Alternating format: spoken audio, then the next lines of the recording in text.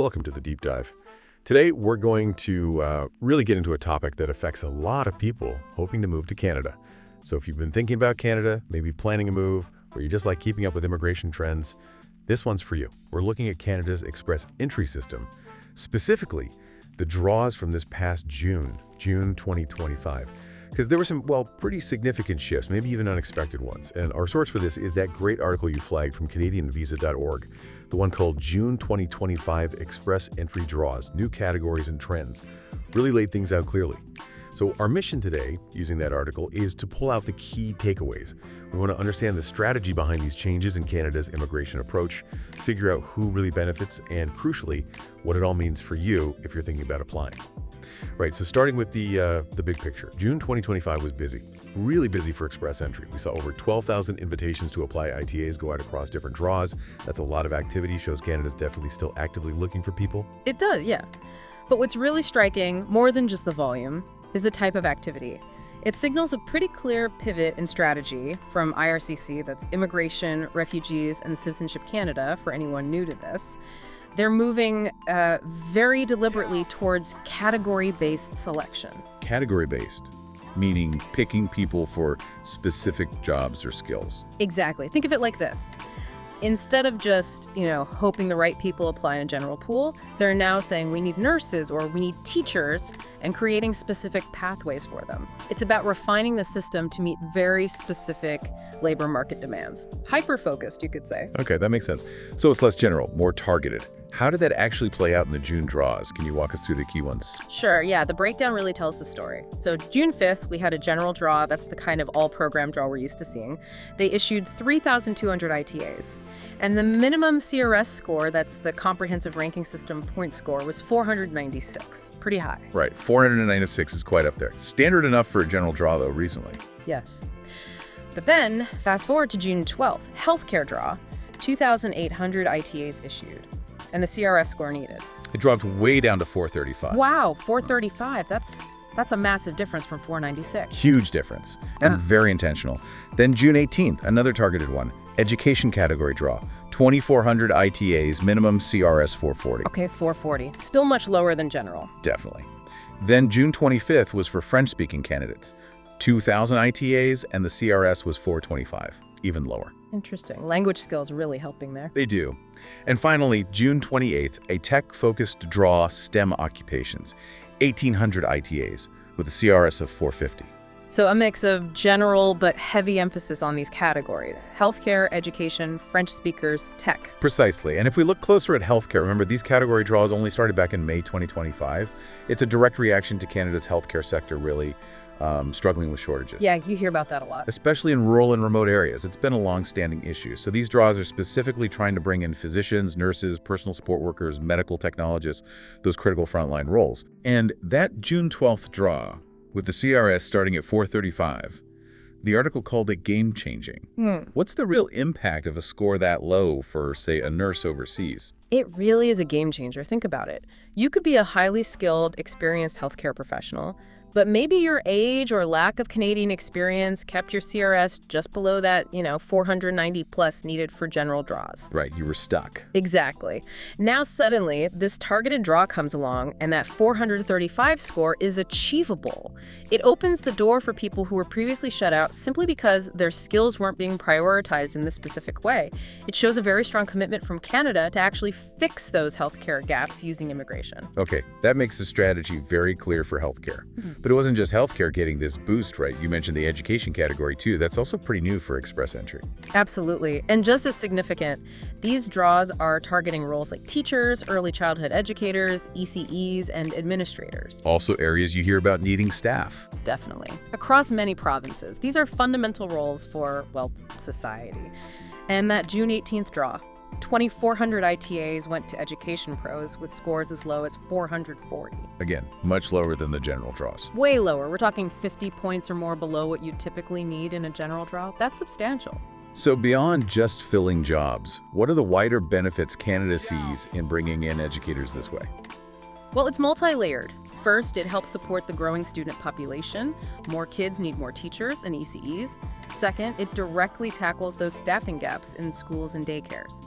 Third, it gives experienced educators from other countries a clearer, faster path to permanent residency. So it's like an investment. Exactly. It's not just plugging holes. It's a long-term investment in Canada's social infrastructure, in its future, really. Okay, so healthcare and education are clearly major priorities now. But we also saw those draws for French speakers and STEM pros. Why are those still so important for Canada? Briefly, what's the thinking there? Sure. The French-speaking draws, while they're vital for Canada's official bilingualism, it's about supporting and growing Francophone communities outside Quebec, keeping that linguistic duality strong. It's a cultural thing as much as anything. Right, maintaining that balance. And the STEM draws. That's all about innovation and the economy. Canada wants to stay competitive globally, attract tech talent to hubs like Toronto, Vancouver, Waterloo. It's about ensuring the future economic engine keeps running strong.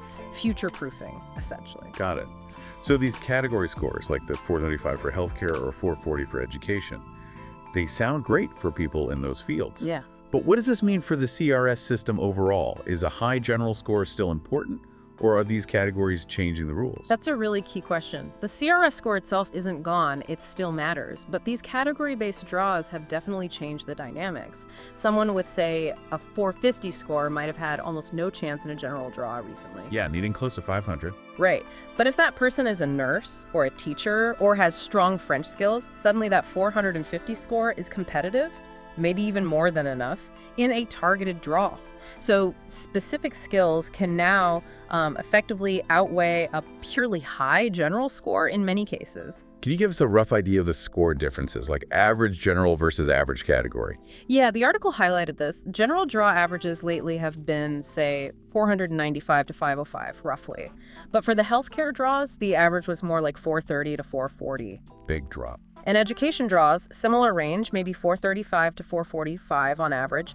It clearly shows where the priorities are shifting. It's not just about the highest score overall anymore. And this shift is also visible in just how many ITAs are going to these categories, right? IRCC seems to be splitting the invitations. They are. They're balancing general draws with these category-based ones. But the balance needs to be tipping. The article noted that targeted ITAs, so category-based ones plus French, now make up over half of all invitations each month. In June, it was over 7,000 ITAs for category-based candidates. Compared to about 5,000 for the general and French-speaking draws combined. Although French is technically a category too. Right, but the point is, these specific skill categories are getting the majority of the invites now. It clearly shows how influential this category-based approach has become. It's driving the system now. Okay, so let's bring it back to you, the listener. If you're wondering if this affects you, who really stands to gain most from these 2025 changes? Based on what we've discussed in the article, it seems like these groups are in a prime position. First, obviously, healthcare professionals. If you have recognized foreign credentials as a nurse, doctor, technologist, your chances look much better. Definitely. Second, educators. Teachers, ECEs, administrators with the right experience and certifications. Third, French-speaking applicants. That extra boost is clearly translating into lower CRS requirements in specific draws. Yes, a real advantage. And fourth, STEM professionals. Those tech skills are still very much in demand, especially for hubs like Toronto and Vancouver. Absolutely. Those four groups are seeing significant new opportunities opening up. So if someone listening falls into one of those categories or wants to improve their chances generally, what's the practical advice? What should they be doing now? Okay, good question. Being proactive is key. Don't just wait and see. First, double-check your NOC code, the National Occupational Classification.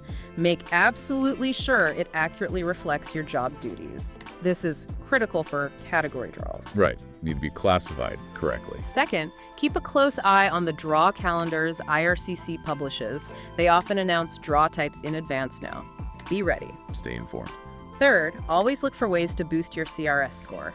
Better language test results, maybe getting Canadian work experience if possible, or even additional education. Every point can help. The basics still matter. They do. Fourth, don't forget about Provincial Nomination Programs, PNPs. Provinces often target similar occupations, sometimes with even lower score requirements or different criteria. It's another pathway to explore, often aligned with express entry. Good point. PNPs are crucial too. And finally, seriously, consider talking to an expert, a regulated Canadian immigration consultant, an RCIC, or an immigration lawyer.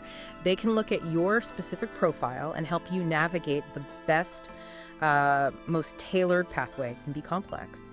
Sound advice. Okay, so let's try and wrap this up. The main takeaway seems to be that Canada's immigration system, specifically express entry, is getting much more strategic, much more targeted. It's actively shaping intake to meet very specific labor market needs, especially in healthcare and education right now. That's the core message. It's a dynamic evolution. And maybe a thought for you listening to consider as we finish. How might this really focused approach, attracting these specific skills through category draws, how might that shape Canada's economic future and its social fabric? And what new opportunities could this create, not just for the immigrants arriving, but also for the communities they join? That's a great question to ponder. Lots of potential ripple effects there. We really hope this deep dive gave you some useful insights into these big shifts in Canadian immigration. Whether these trends directly impact you or maybe someone you know, just staying informed is probably the best thing you can do right now.